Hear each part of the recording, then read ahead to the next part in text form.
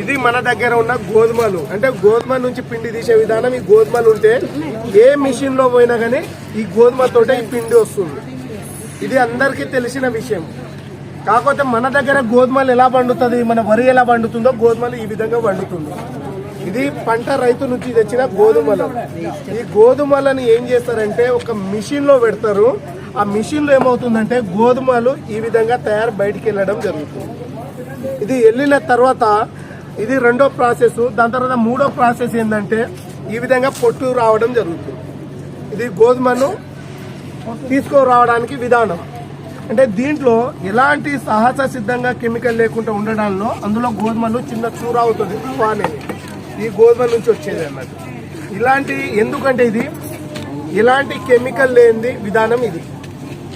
అంటే బయట urea, DAP, pesticide పెట్టడం వల్ల అక్కడ ఏమవుతుందంటే గోధుమలకు భూమిలో మన ఏర్లు అనేది వ్యవస్థ అనేది పెరిగిపోవడం వల్ల దానం పడి కొంచెం గోధుమల వల్ల మట్టి రావడం జరుగుతుంది.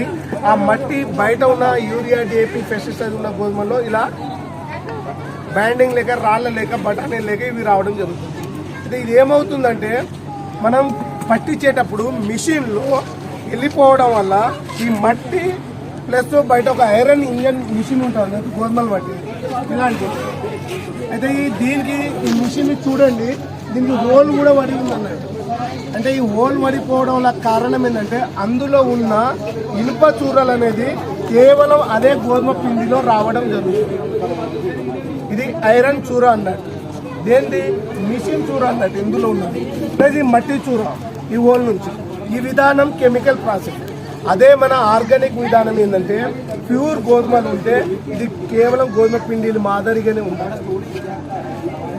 దీనికి తేడా ఏంటంటే ఇది కల్తీ అన్నట్టు. అంటే మనం కల్తీని అరికట్టాలి, అందరు ఆరోగ్యం కాపాడాలి. కల్తీ లేని ఫుడ్ తింటే సాహస సిద్ధంగా మనం కూడా కొద్ది రోజులు బతకగలుగుతాం. అంటే ఈ కల్తీ వల్ల లోపల రకరకాల సమస్యలు వస్తుందన్నట్టు.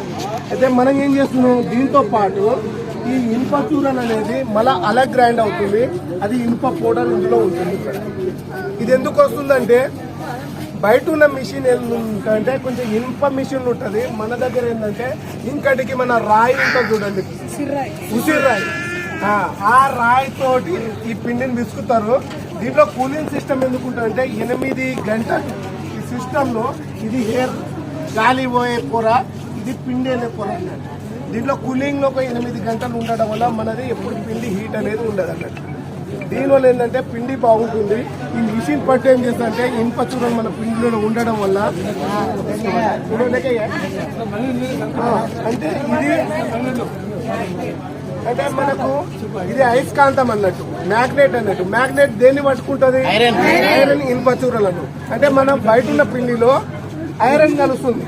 అంటే ఇది చూడండి, ఈ ఐరన్ కు మనకి ఏం జరిగింది అనేది మీకు కనిపిస్తుంది.